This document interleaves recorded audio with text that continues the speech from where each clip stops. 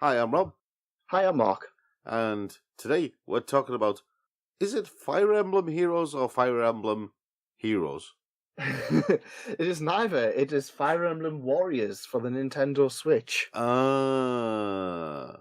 Okay, I was getting confused. Heroes was the mobile one.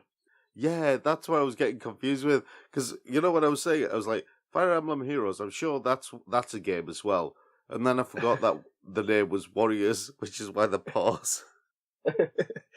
It's weird because Fire Emblem is one of those games where it's been around for forever, and especially in Japan, it was one of those titles that kind of really pushed the whole genre of tactical turn-based strategy. Yeah. Yet never really took off over here until a few years ago. And I've actually just sat down and realised that this is actually the third Fire Emblem game we've had this year. So, Yeah, the thing is, Fire Emblem. My main concern about the Fire Emblem franchise is when it was once every couple of years, right? It was still something special. yeah. But now, if they're churning them out at the rate that Square Enix puts out another Final Fantasy title, Yeah, I suppose, this is what, the 12th, 13th title, so it's kind of one of those titles now where it's kind of, they've realised that it's popular enough to kind of keep putting them out, because if Awakening hadn't sold as well as it did, unfortunately, Fire Emblem would have been one of those titles where they just stopped making them. yeah, But that's a slight history of Fire Emblem in general, and there is a huge history of Fire Emblem titles, which is why Fire Emblem Warriors kind of concerns me a little bit. So, Fire Emblem Warriors is a Koei Tecmo title. Now, over the past few years on the Geek Show, we have covered many of them, from Dragon Quest Heroes to Berserk to Samurai Warriors to Dynasty Warriors, many of them. So if you've played a Warriors title in the past, you kind of know what you're going to be getting into with Fire Emblem Warriors. This is their attempt at a Warriors title with the Fire Emblem Heroes. This is okay, more in vein of Hyrule Warriors, which was on the Wii U and later the 3DS. yeah. Not just that though; it's also in the vein of the One Piece games as well. Yeah, and it's a huge game.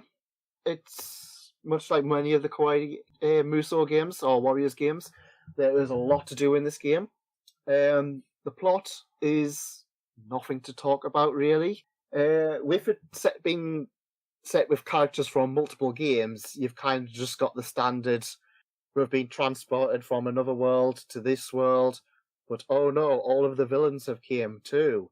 We need to now have huge wars and kill all of the monsters and the bad guys and the soldiers, and then we will fight the ultimate enemy and defeat it with the power of friendship and magic. Hey, I've just been sitting there listening to you go on and on about this. So I was thinking, oh my god. So, if you've played a lot of the other ones, especially the Hyrule Warriors and the Dragon Quest one, you kind of have an idea of what the narrative is going to be like. But this is hugely fun. It's one of those titles you can pick up, you can have a battle or two, you can set it down, go back to it another time. Obviously, this is on the Nintendo Switch, so the idea is that the battles are long enough to keep you interested, but not too long, because the idea is that you can take it on the train, or you can take it on a plane, or you can just take it out when traveling, play a quick game, and that's it. Okay. Standard Musou Warriors title, really, where you kind of just go and fight many enemies. So, is it just your character, or do you have like a team of 3 or 4? Yeah, this is more like I believe more like the Dragon Quest one and the second Hyrule Warriors one, where you get you can pick from 4 characters. Yeah. To pick, like, on each level you can have 4 characters. Now, in Fire Emblem, there was the weapons triangle, where swords beat axes, axes beat lances, lances beat swords. Then you've got some winged riders, archers, magic users, and stuff to like thrown in. This is much around the same thing, so you kind of have to pick your units carefully. However, you kind of realise that there's not really much options in the way of characters. You've got 4 characters, so you're obviously going to pick a sword user, an axe user, a lance user, and another one, usually someone to heal. So basically, you're going with 2 tanks, 2 DPS, 1 tank, and 1 healer. More or less. Which is a standard RPG formation. It is, but with there being a lot of characters, and I say a lot, there's probably about 20. Okay. There's not really a huge incentive to change the characters. Now, I picked my squad quite early, which was the main character, which was a sword user. I used a flying axe user, a flying lance user, and a staff/magic user. And I never changed out because there was literally no reason to. A lot of times in Musou titles, they will say, oh, you've got to use specific characters on specific maps. No, there was no reason for it. Once you had your set characters, I'll just use them until the end of the game. All right. And this is something that really annoyed me, and this is the character choices. Now, there have been about 12, 13 Fire Emblem games, and a lot of the characters have appeared in other titles such as Super Smash Bros. However, they've kind of just picked from 3 titles, and that is the original Fire Emblem with Marth and Pals. There's 3 characters from that. There's Awakening, which is Chrom, Lucina, the popular one. Yeah. And then Fire Emblem Fates, which is obviously 2 titles, and there's 9 characters from that.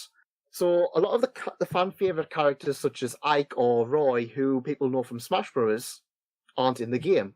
Okay.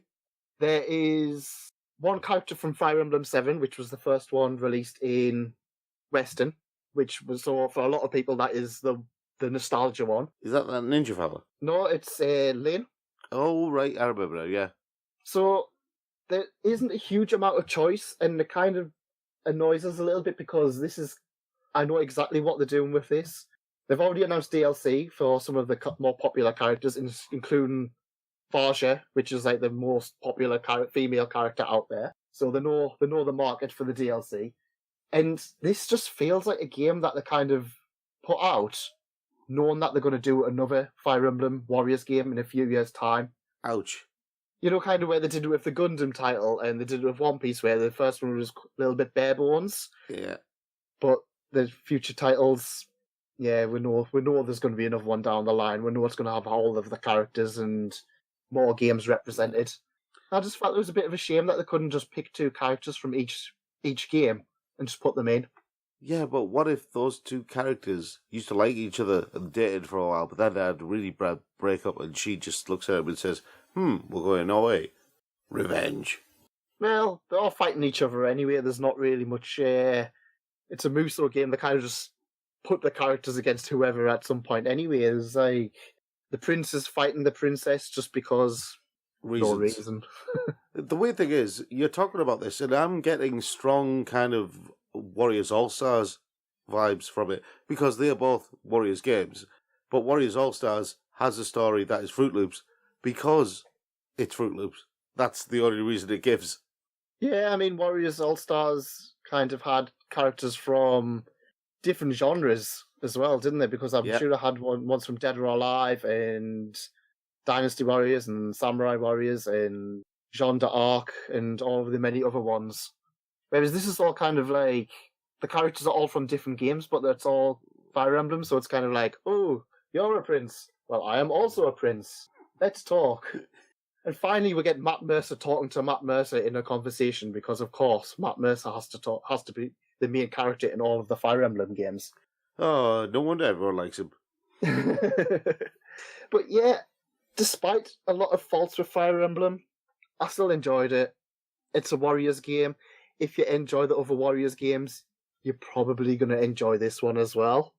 I just feel that with it being a series that I love, I just feel like they could have done so much more with it. And it feels like they purposely avoided doing more with it, knowing that people will buy the DLC or people will buy the second game in a few years' time. Oh, that's harsh. But if you agree with me or disagree, or even if you just want to have a rant about how your favourite character, known as Hector, is not in the game, drop us a comment or give us a like or subscribe. We've got some other titles that we've been covering, including Senran and Kagura. If you want to have a look at that, there's some clicks on here. You can just have a look at them. We've also got some interviews with some staff from various game companies from EGX. They're pretty interesting, so give them a look. And that's it, really. Thanks for coming. I've been Mark. And I've been Rob. Goodbye. Bye.